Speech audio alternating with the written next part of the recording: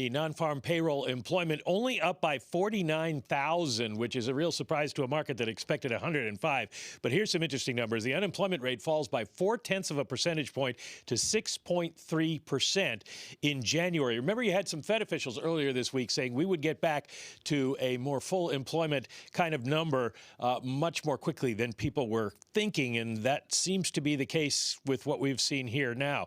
The number of unemployed decreased to 10.1 million in the household survey. That made a big difference in terms of the unemployment rate. So what it looks like here is people just going back to work, jobs restored, as we say. The number of people getting jobs in various categories, let me find that here.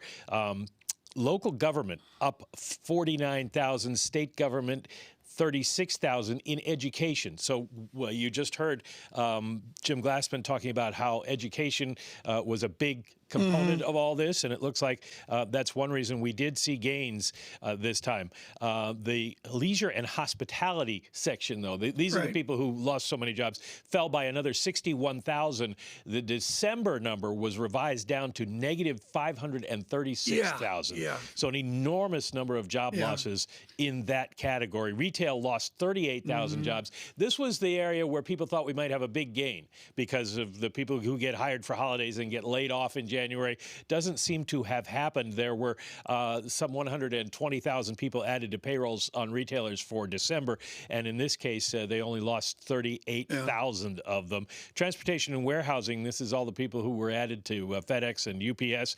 They lost 17,000 jobs, so there were jobs lost in that area.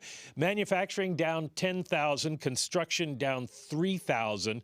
So a lot of the areas in which we had seen recent strength have now seen some sort of declines as we held the line. A couple other quick numbers. Average hourly earnings up 0.2% on a year-over-year basis, 5.4%. Of course, that's distorted by who's losing their jobs. Average weekly hours, 35.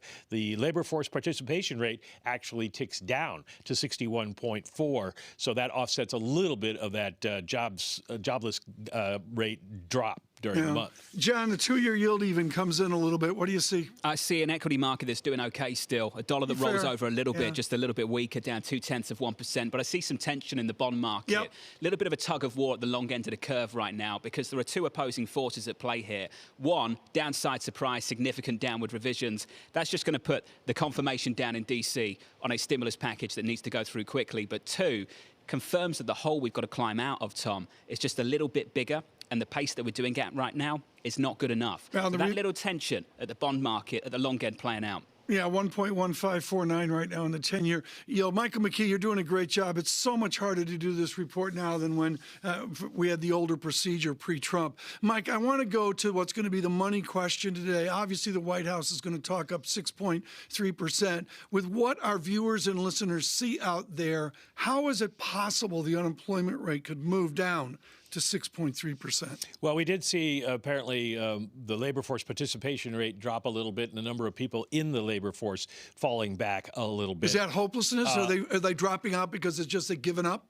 Well, they've given up in the short run. I think if you were a restaurant server, for example, you would know that in January there probably weren't going to be jobs, so you wouldn't look, but it doesn't mean you're necessarily going to be a long-term dropout from the labor force because as COVID restrictions start to lift, you can hope that some of the restaurants start to reopen.